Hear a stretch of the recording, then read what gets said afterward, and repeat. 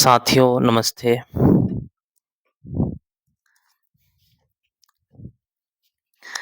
किसी ने सवाल किया है जिसका हम उत्तर दे देते हैं अभी।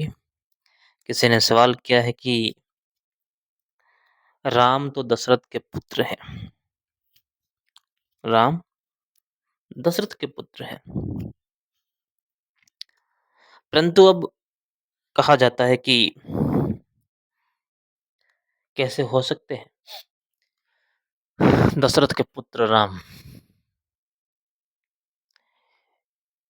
यशवग यश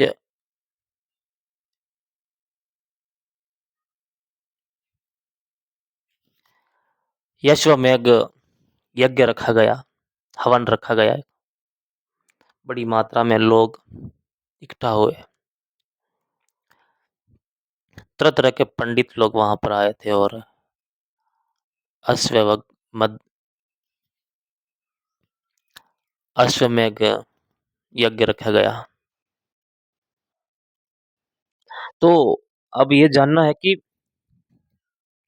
वहां पर दशरथ का पुत्र कैसे हो गया, क्योंकि वो जो यज्ञ रखा गया उससे पहले तो वहां कोई पुत्र प्राप्ति नहीं थी।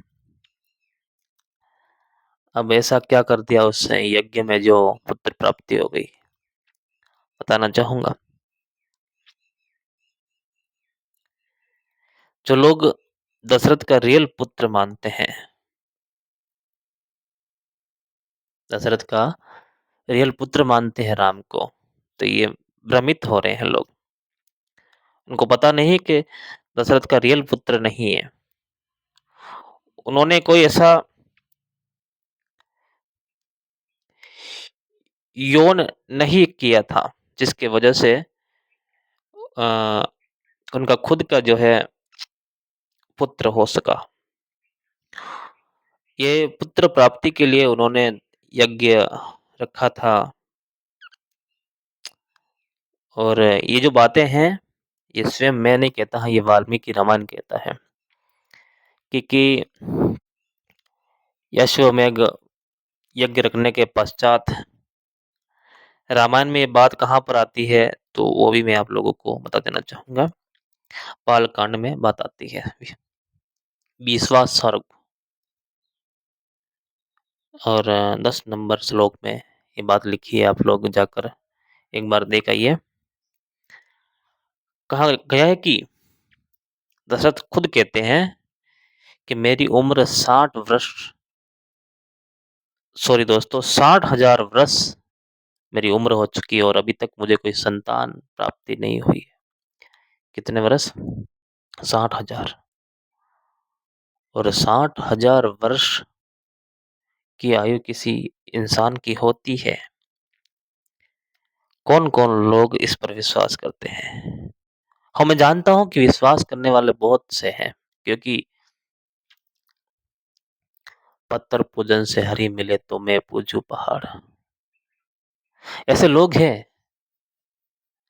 पत्थर के अंदर अगर भगवान ढूंढ लेते हैं तो किताबों में लिखी हुई बातों को भी सच मान लेते हैं और मानते हैं। ऐसे धार्मिक लोग जो है कह देते हैं कि 60,000 वर्ष भी होती है किसी लोगों की आयु। इतने में 60,000 वर्ष की आयु में दशरथ के घर कोई संतान पैदा नहीं हुई थी, पुत्र प्राप्ति नहीं हुई थी। और उसके बाद जब ये यज्ञ रखा गया और यज्ञ में क्या निकला?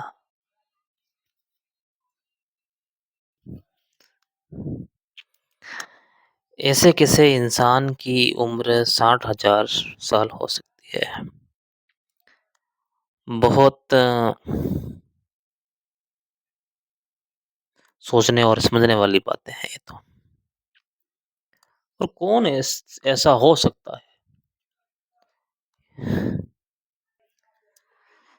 तो कहा गया कि 60 वर्ष, 60,000 वर्ष की आयु तक अगर कोई संतान नहीं हुई तो उसके बाद यज्ञ रखा गया और उस यज्ञ में खीर खीर को प्राप्त किया गया। एक कटोरे में खीर प्राप्त हुई और उस खीर से बच्चे पैदा हुए। कैसे? खीर जब मिली उस यज्ञ से, तो वो खीर जो है उस तीनों रानियों को पिलाई गई। उसके बाद वो गर्भवती हुई, और गर्भवती हुई तो फिर बाद में जाकर बच्चे हुए। राम, लक्ष्मण, शत्रुघ्न और भरत, 4 ये पुत्र हुए। तो अब बताओ कि ये 4 पुत्र जो है दशरथ के कैसे हो सकते हैं?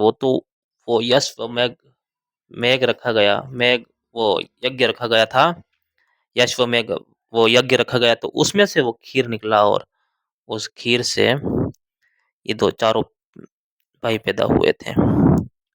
तो आप भी खुद सोचो कि दशरथ पुत्र कैसे हो गए।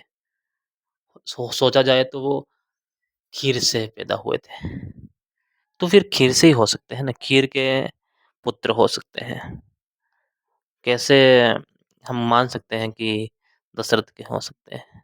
जब संतान कैसे होती है, आप खुद जानते हैं कि किसी और की संतान जब हम गोद लेते हैं तो एक नाम तो होता है कि गोद ली हुई संतान।